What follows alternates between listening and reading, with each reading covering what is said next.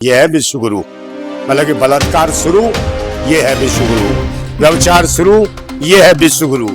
समझे, ये वो विश्वगुरु है। व्यभिचारी और बलात्कारी यही चमत्कारी हैं। इसलिए ये भी कह सकते हैं भारतीय जनता पार्टी कम, बलात्कारी जनता पार्टी ज्यादा। पहले मोदी जी आएंगे, कह देंगे भाई ये भिखारी है, हम भिखारी का नाम आज से राजा रखते हैं, आज से भिखारी को भिखारी नहीं राजा कहोगे।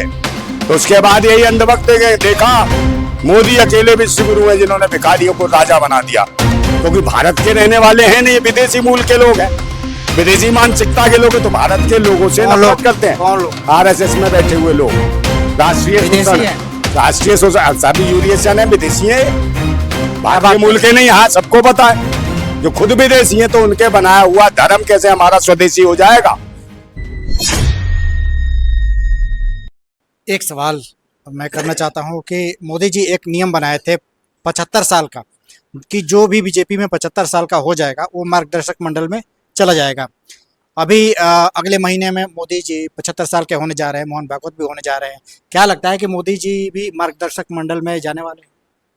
देखिए, उन्होंने नियम बनाया, उन्होंने अपने पे लागू थोड़ी किया। उन्होंने कहा हमने दूसरों पे लागू किया, अपनों पे नहीं किया। समझे नहीं, इसका जीता जागता सबूत वो है आडवाणी, मुरली मनोहर जोशी, बहुत सारे नेता हैं ऐसे जिन्हें हाशियों पे ले आए, दर्जनों, और मतलब दर्जनों ने, अब सैकड़ों में पहुंच जाएंगे, उन्हें हाशिए पे ले आए और खुद स्वयं कह ले भाई मैं कानून बनाया, मैं थोड़े ही हूँ। है वो अपने को इससे अलग रखते हैं क्योंकि वो पैदा नहीं हुए।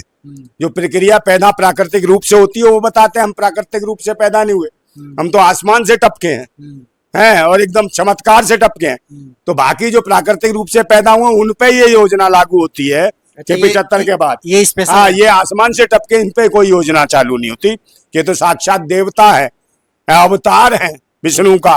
समझे, बहुत सारे दल्ले बता चुके अवतार हैं विष्णु का, तो इन पे योजना कहाँ से लागू होगी। हाँ, तो इनका तो जुड़ा हुआ भाई, ये तो खुद अपने आप में कहता है मैं अप्रकारित रूप से पैदा हुआ हूँ, मैं तो टपका हूँ कहीं से।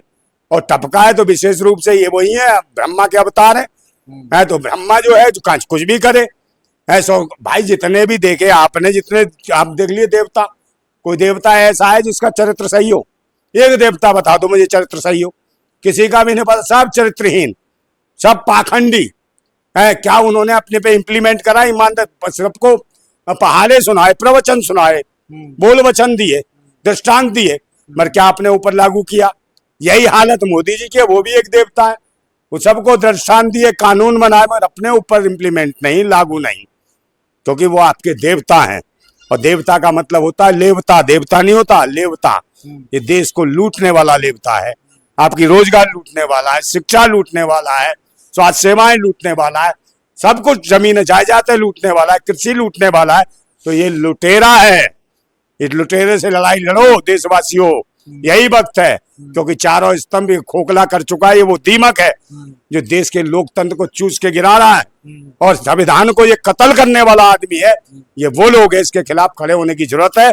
और देशवासियों एकजुट हो जाओ, तभी देश बचेगा और संविधान बचेगा। मीडिया अभी भी कह रही है कि देश विश्व गुरु बनेगा मोदी के नेतृत्व में। कौन विश्वगुरु बनेगा? भारत। अरे 500 रुपए किलो आटा खा के विश्वगुरु बनेगा? 90 रुपए के आसपास डॉलर हो गया, विश्वगुरु बनेगा? इनकी नजर में विश्वगुरु का पैमाना क्या है? क्या है परिभाषा? परिवार ये है पैमाना के भाई, एक आदमी होगा, राजशाही ले आएंगे, समझे ना, लोकतंत्र खत्म करेंगे, संविधान की हत्या करेंगे, मनुवाद ले आएंगे, ये विश्वगुरु है।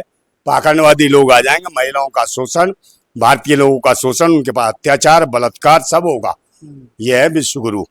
मतलब कि बलात्कार शुरू, ये है विश्वगुरु। व्यभिचार शुरू, ये है विश्वगुरु। समझे, ये वो विश्वगुरु है। व्यभिचारी और बलात्कारी यही चमत्कारी हैं।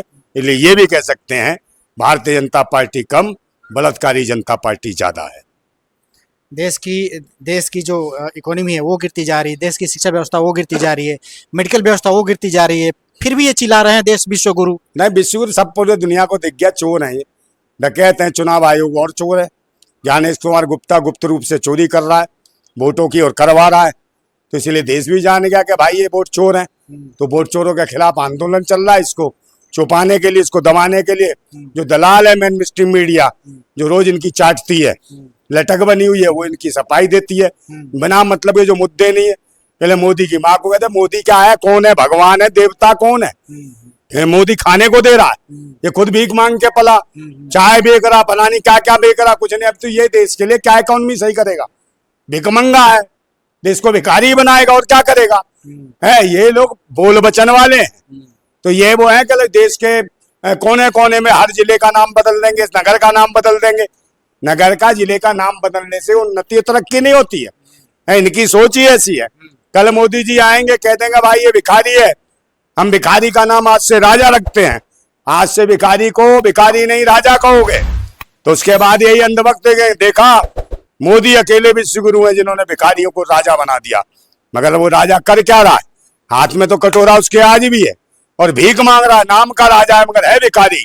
तो आने वाले इस इतिहास में इसी प्रकार के लेख लिखेंगे, महिमा मंडित करेंगे कि मोदी तो वाकई विश्वगुरु थे, अवतार थे, देवता थे, उन्होंने भिखारियों को भी राजा बनाने का काम किया था।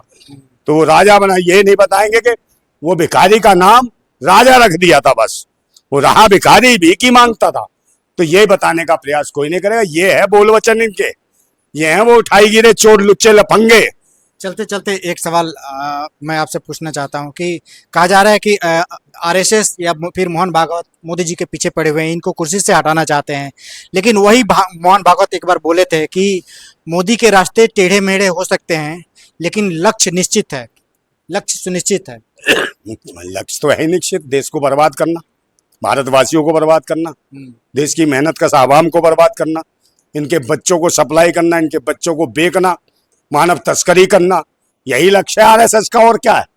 तो लक्ष्य तो यही है, धर्म के नाम पे देश में दंगे कराना, छोटी ऊंची नीची जाति पाति को दिखा के आपस में लड़वाना, इनको जानवर बनाना, इनका शोषण करना, ये लक्ष्य है इन पाखंडियों का। है क्या?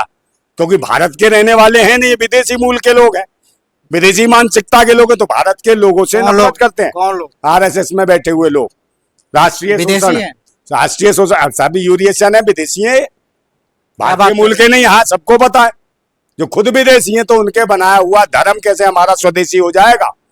यही वजह है कि भारत के लोगों को जब ही इन्होंने शूद्र बना दिया, पूरे भारत के लोग जो ये कहना चाह रहे हैं इनडायरेक्टली रूप से कि हिंदू धर्म विदेशी है।